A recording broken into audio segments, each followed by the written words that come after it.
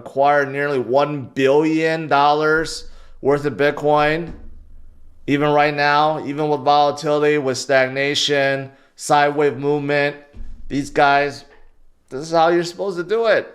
If you live through previous cycles, you'll know that this is normal. Very, very normal. In fact, not just normal, like super, super strong. Bitcoin has never really been this strong in previous cycles. We saw much bigger dips. Much, much bigger dips along the way. This time around, we had some dips. We just had a pretty big one around 23%. But still, that's very tame compared to previous cycles, right? And these boys, these big boys and whales and institutions and banks know this is the time to be picking up. This is the time to be loading up, not time to be selling. But of course, if you want to stretch it out a little bit, you want to go a little bit beyond this cycle, where is Bitcoin going to be? Well, what about this magical $1 million mark? 7 digits for a single Bitcoin, which seems impossible at this time. But once Bitcoin gets to 200,000, it's not going to seem that impossible anymore because it's only requiring 5x to go to a million, right? Well, Jack Dorsey, who just, one of the Bitcoin bulls out there, and he just was interviewed, and he says Bitcoin's going to be at 1 million by 2030. And he's not alone. A lot of people think 1 million by 2030 is a reality. And that's only 6 years away from now. That's the beauty of Bitcoin. That's the beauty of Bitcoin. You think sometimes you just have to wait forever. But you know what? Imagine just waiting 6 years for it to be at $1 million each. That means if your whole coin are at 1, you'll be a millionaire already in 6 years. I mean, that's not that long to wait. If you have 2, if you have 5, if you have 10, you just multiply that by a million. That's a lot. And that's not even the most bullish scenario. Cathie Wood thinks that by the time we hit 2030, Bitcoin could be $3.8 million. Yeah, that's right. She used to think it was going to be, 1.5 million. Now she thinks by 2030, Bitcoin could be at $3.8 million. And she's saying that because if 5% of institutional investors put their allocation to Bitcoin, that's how high Bitcoin would be. Just 5% of their portfolio, right? $3.8 million by 2030. Now that is nutty. That is insanely nutty. You could be a centimillionaire in 6 years just by holding on enough Bitcoins, or even a billionaire.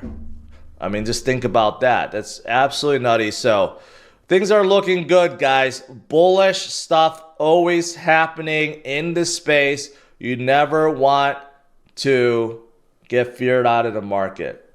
Now, short term, we're seeing some good patterns build up. Inverse head and shoulders, okay? I've shown this before, but it does kind of look like that's what's happening right now. If it's not inverse, if it's just head and shoulders, it seems more believable. But somehow when it's an inverse head and shoulders, people don't quite believe it. But that is the pattern that we're going through right now. And even if you didn't believe that, believe this, okay? Every single cycle, you have dips.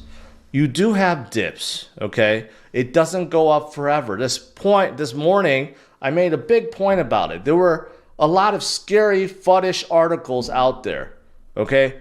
If you just read it as it's written without any context of anything else, yeah, it seems pretty darn scary. But then I added some context. Yeah, April was a bad month, and May so far hasn't been that great either. But why is that? Because we had 7 consecutive green months prior. That's why. We had a breather month, just like what you see here. Look at that. Just count that, right? We had a lot of green months, and we had 1 red month. That does not mean the cycle is over. That does not mean the parabolic phase of this cycle is canceled. It just means that we have to wait a little bit longer. That is it. You got to have patience when it comes to Bitcoin, right?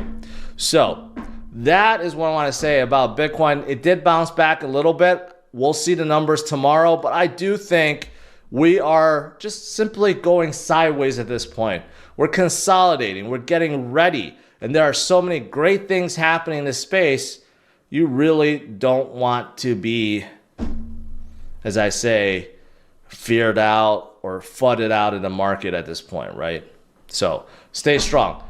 But overall, guys, you know, I've been saying this, and why you guys may be thinking, well, why are you talking about this, right? And what does that have to do with anything in relation to Bitcoin? Because all of this has to do with Bitcoin. All the economic policies have not been so good in terms of preserving your wealth. And we have this kind of like on and off thing, right? Where we have either the money printer being turned on or turned off, and then we have whether the rates are going to be increased or decreased. It's all basically trying to manipulate the market. It's trying to either curb inflation or try to decrease inflation. But all of this, you know, it's all like convoluted and it's all shenanigans. And the more you learn about it, the more you just like give up and just throw your hands in the air. It's like, you know what? I just want to opt out of everything. Okay. I don't get what any of this means, but what I want to know is how do I preserve my wealth and how do I make more money? Right? Ultimately, that's what we all want to know. But yeah, currencies around the world not doing so well. The Japanese yen is decreasing against the USDC. This is the only reason why the U.S. government can do what they do.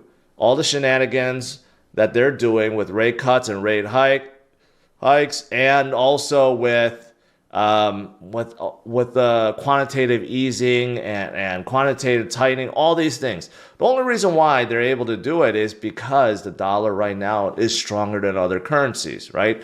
Including the euro, including the sterling, including everything else against the dollar.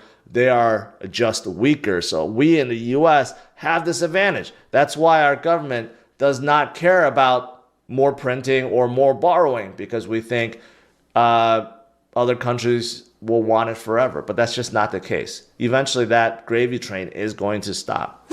We got retail investors that are panicking, yet the big boys, the whales, the institutions are loading up. In fact, this is a Google search interest for the term crypto.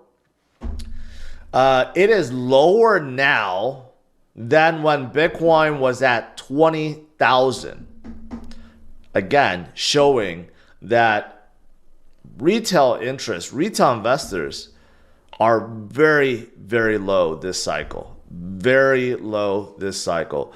Can you imagine being more bearish now at 62,000 Bitcoin versus 20,000 Bitcoin? It's 3 times higher, yet the interest for crypto is lower. Take a second to think about that, okay? That's the unfortunate thing, and that's why memes are so hot right now, because most people out there, they're not searching, okay, at least the retail people, they're not really searching for the next L1 or L2 or hot dApp to invest in. They're looking at memes specifically, right? And the institutions are looking at Bitcoin. So that's kind of like the weird thing that's happening this cycle. It's actually quite weird. But nevertheless, they will FOMO in. When things start moving up again, that's when retail FOMOs in. And unfortunately, that's usually the wrong time to be buying. Right now is the time to be buying. Anytime we're low, or you could argue just DCA over time, set a schedule and forget about it. That's how you're supposed to do it.